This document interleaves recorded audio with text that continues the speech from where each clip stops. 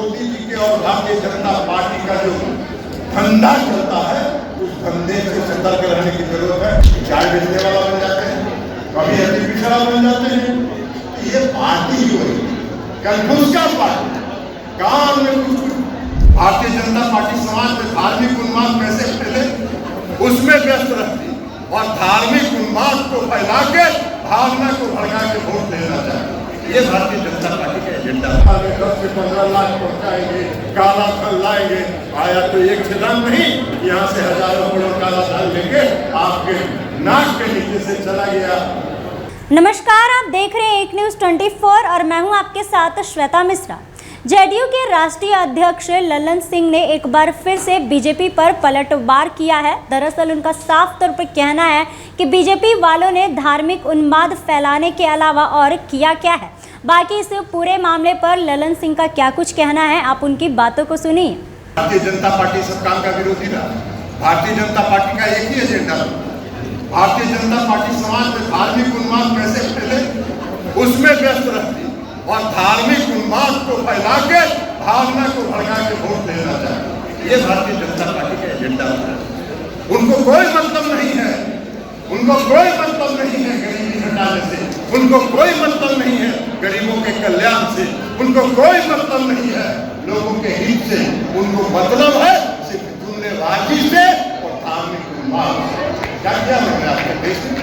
इतने दिन से देश में शासन कर रहे हैं, आज तक क्या किया आपने? जो वादा किया 2014 में उसको भी आपने नहीं निभाया। आप सब लोग जानते हैं, इसलिए हम उसको दोहराना नहीं चाहते। 2 करोड़ प्रति वर्ष रोजगार देंगे, हर गरीब के खाता में 10 से 15 लाख पहुंचाएंगे, काला धन लाएंगे। आया तो एक छिदान नहीं, यहाँ से हजारों करोड़ काला धन लेके आपके नाक के नीचे से चला गया। 3 पूंजीपति विदेश।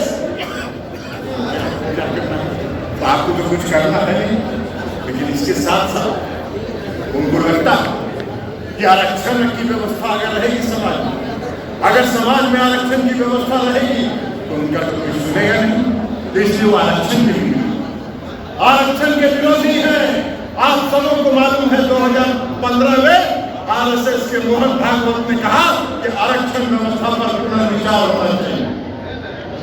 इस बार के जो पंचायत के और नगर निकाय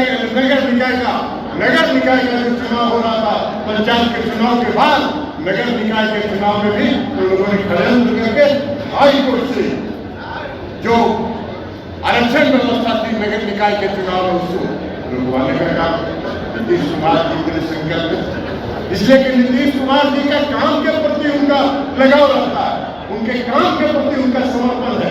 इसलिए नीतीश कुमार जी ने कहा कि बिना आरक्षण व्यवस्था के बिहार में नगर निकाय का चुनाव नहीं होगा और इसलिए नगर निकाय का चुनाव हुआ और आरक्षण व्यवस्था के साथ नगर निकाय का चुनाव हुआ। ये आरक्षण के बिना इसलिए साथ हम आपसे आग्रह करें कि समाज में आज आने वाले समय में बहुत सारी चुनौतियां हैं। आप सभी साथी को सतर्क रहने की जरूरत है, सजग रहने की जरूरत है और मोदी जी के और भारतीय जनता पार्टी का जो धंधा चलता है उस धंधे से सतर्क रहने की जरूरत है और उससे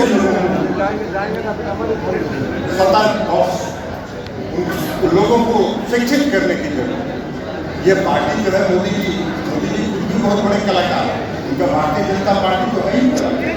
लेकिन अरे यार, इस देश के आदरणीय प्रधानमंत्री जी है, इस देश के आदरणीय प्रधानमंत्री जी की पूरी पार्टी का कलाकार है, वो भी बहुत बड़े कलाकार है। 2014 में आप लोगों ने उन्होंने क्या कहा? अति पिछड़ा का मैं बेटा हूं। भाई हम फिर से कहना चाहते हैं, कई बार हम कर चुके हैं, आदरणीय प्रधानमंत्री जी आप में अगर साहस है तो आप यह बताइए कि आप जिस समाज में पैदा हुए वो समाज पिछड़ा वर्ग कब घोषित हुआ, पिछड़ा वर्ग कब घोषित हुआ ये आप बताइए। जो पिछड़ा वर्ग घोषित भी हुआ 1999 में, तो अति पिछड़ा कहां से हो गया? और गुजरात में कोई अति पिछड़ा है क्या? गुजरात में कोई अति पिछड़ा वर्ग नहीं है।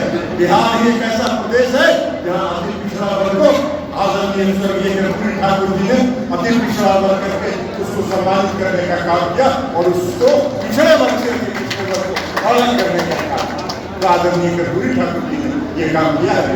सब दिन हम लोग कर्पूरी ठाकुर जी के साथ काम किए। आदरणीय मंगनीलाल मंडल जी बैठे, हम सब लोग उनके साथ कंधा से कंधा मिलाकर, उनके कदमों से कदम मिलाकर चलने का काम करते थे। और बिहार में अगर अति पिछड़े वर्ग की पहचान और अति पिछड़े वर्ग के प्रति न्याय का पालन शुरुआत अगर किसी ने किया तो स्वर्गीय कर्पूरी ठाकुर जी ने किया।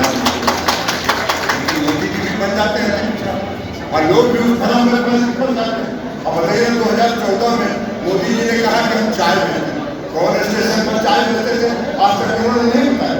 हम बिना जिस सम्मेलन के माध्यम से मोदी जी से मांग करते हैं कि आपने जो 2014 में कहा कि हम चाय बेचते थे, किस स्टेशन पर आप चाय बेचते थे, यह आप खुलासा कर दीजिए।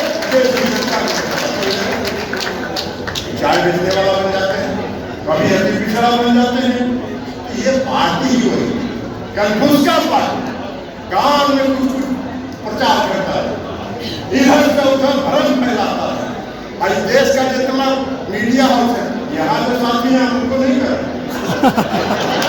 यहाँ जो मीडिया के साथी हैं तो मैंने मन समझ रहा हूँ कि सही है बोल रहा है, लेकिन जो इनके मैनेजमेंट है, इनकी जो व्यवस्था है, सब पर उनका नियंत्रण और उसके माध्यम से दुष्प्रचार करने का काम करते हैं। कभी कहेंगे मीडिया में देखिएगा 4 दिन तक चलता है नीतीश कुमार और ललन सिंह में टकराव हो रहा है और नीतीश कुमार ललन सिंह को सेट कर यही काम लगे। कभी प्रचार करेंगे कि नीतीश कुमार भाजपा में जा रहे हैं, नीतीश कुमार जी भाजपा में जा रहे हैं, तो ललन सिंह रुके हुए हैं। नीतीश कुमार जी को भारतीय जनता पार्टी ने जितना अपमानित करने का काम किया है, हम नहीं समझते कि कभी नीतीश कुमार जी के सामने में भी भारतीय जनता पार्टी।